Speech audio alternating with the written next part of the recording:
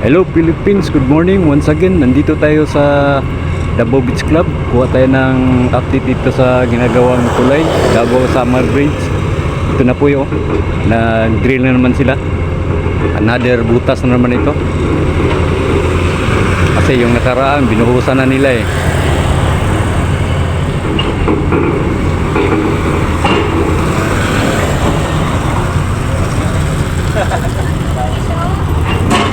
Yan na po.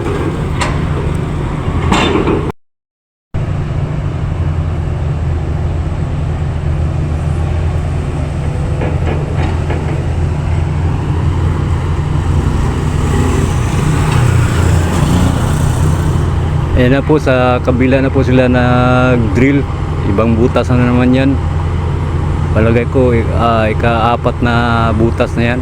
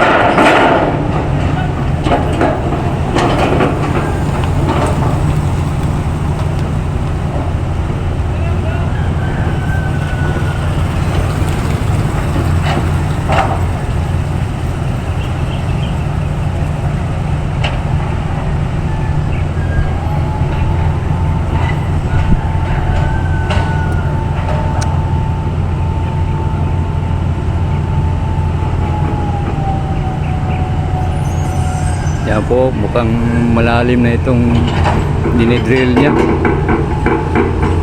Katapos niyan, lagyan na yan ng pulong. Yan na, buhusan na pagkagabi.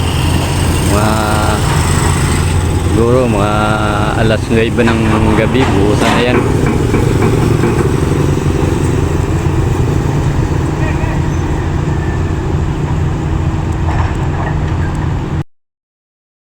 Itong area dito ready na ito, lagyan na ng poste ng Davao Light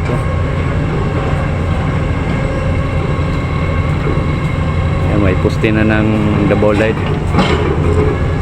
itong area ito. Yan, ito na naman ang sunod nilang trabaho.